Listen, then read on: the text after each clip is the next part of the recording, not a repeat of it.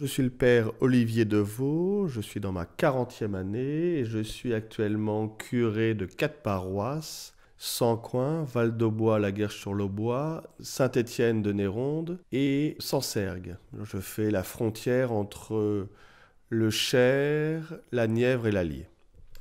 Est-ce que vous pouvez me parler de la naissance de votre vocation? D'abord, il y a deux types de vocations. J'ai une vocation baptismale qui a toujours été forte chez moi, c'est-à-dire que l'existence de Dieu, c'est peut-être une grâce, n'a jamais été quelque chose que j'ai remis en cause. Et j'ai beaucoup aimé vivre ma vie paroissienne, jeune, de la messe du dimanche. Pour moi, la présence réelle était entre les mains du prêtre, notamment quand il élève l'hostie. Et puis, vers 10-12 ans, est apparue cette question, pourquoi pas être prêtre?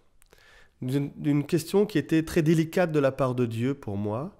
Et en fait, autant je crois, j'ai la certitude de l'existence de Dieu, autant j'ai souvent cru que je n'étais pas capable de répondre à son appel. Je suis un peu comme Jonas, c'est-à-dire que quand il me posait cette question, pourquoi pas, je disais non Seigneur, je ne suis pas digne, ou je ne suis pas capable, ou j'ai peur, etc. Et cette question revenait à partir de 12 ans, tous les 6 mois, 7 mois, enfin voilà.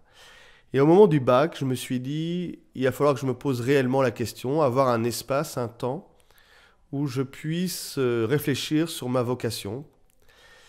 Mais me trouvant jeune encore, ayant du mal à affronter le regard des autres, et puis je suis d'une famille très pragmatique, j'ai voulu faire un diplôme parce qu'une vocation, c'est aussi renoncer pas seulement à une vie de famille, mais aussi à un métier. Et j'étais passionné par le milieu du bâtiment. Et donc à 18 ans, j'ai commencé à faire un DUT génie civil. Et pendant ce DUT, j'ai cheminé avec un prêtre pour discerner sur ma vocation. Et je suis rentré au séminaire en 98. Est-ce que ça a parfois été difficile justement d'assumer cette vocation entre vos 12 ans et l'entrée au séminaire? Alors, jusqu'à 18 ans, non, parce que ça a été très dans un cœur à cœur avec Dieu et personne ne l'a su. Et donc, il y avait quelques tests, mais sans que les gens le perçoivent. Quand je l'ai annoncé au prêtre 2 ans avant de rentrer au séminaire, ça restait très discret. Par exemple, mes parents l'ont su 6 mois avant que je rentre au séminaire. Après, oui, mais quand vous avez pris votre décision, vous pouvez être que vous assumez. Et donc, s'il y en a qui s'éloignent, ils s'éloignent. Mais il y a ce moment où vous vous dites, bon allez, je fais ce choix et c'est vraiment un choix en liberté. C'est-à-dire que j'avais vraiment l'impression de pouvoir visualiser 2 chemins, 2 routes devant moi. Enfin voilà, une intersection avec un choix à faire. Donc pour moi, c'est quelque chose d'essentiel, tout en sachant que le séminaire n'est pas la prêtrise. Voilà, c'est un temps de discernement encore. Donc ça a été quelque chose de très très intime. Qu'est-ce qui vous a porté pendant tout ce temps de réflexion, d'attente? Alors, il y a plusieurs éléments qui nourrissaient déjà ma vie chrétienne. L'Eucharistie, évidemment, la parole de Dieu. Enfin, voilà, lire les passages, voir l'attitude du Christ, Ancien Testament comme Nouveau Testament, je trouve ça. Les récits de la Bible me passionnent, m'interpellent. Et puis la notion de service, c'est-à-dire aussi, j'ai été scout, et puis scout de France, et puis j'ai été aussi beaucoup impliqué dans l'hospitalité du Berry. À dire que euh, Dieu n'était pas seulement une idée, mais une humanité, enfin quelque chose qui s'incarnait.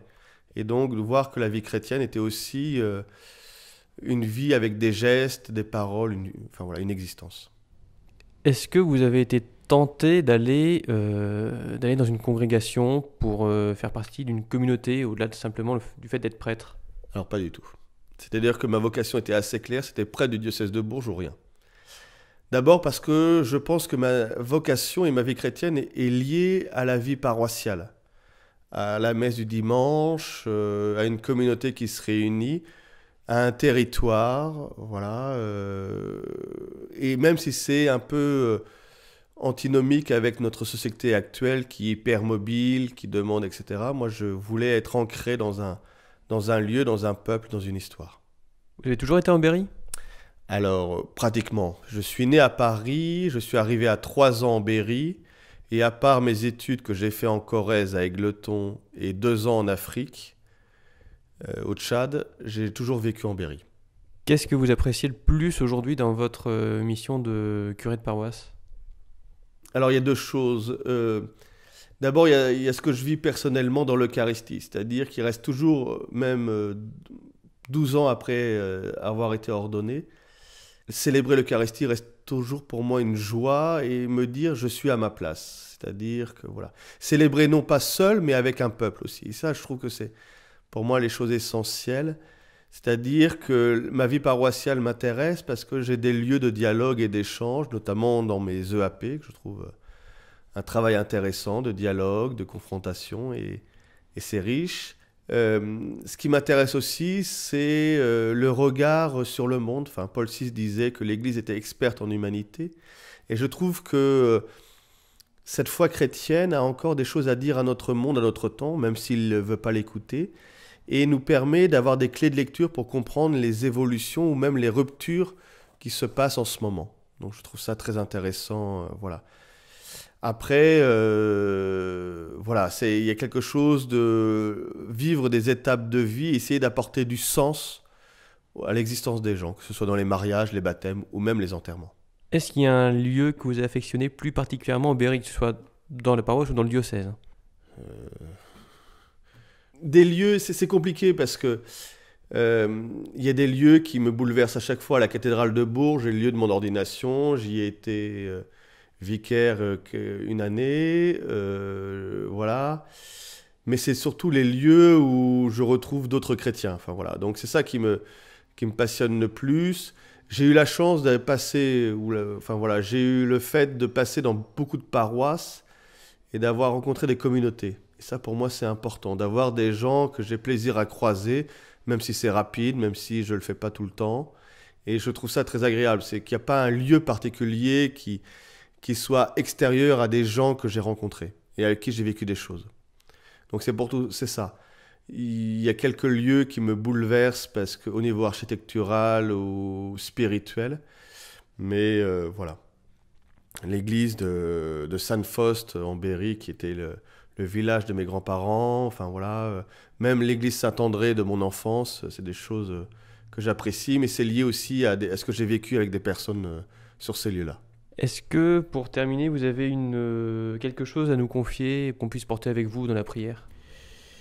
Je trouve que la dernière exhortation du pape sur le chemin de la sainteté est intéressante parce que ça dit que la vie chrétienne est à la fois vivre avec et pour les autres, et à la fois tracer un propre sillon de chemin, d'évolution personnelle, et de ce désir de grandir encore. Et d'avoir cette curiosité de Dieu. Et je trouve que le temps des vacances, c'est peut-être ce moment où peut-être qu'on peut avoir un peu de temps pour réfléchir à qu'est-ce qu'on fait de notre vie, quoi. Non pas la subir, mais la conduire. Et je trouve ça important, essentiel, parce que notre liberté est le plus beau cadeau de Dieu, mais il faut en faire quelque chose.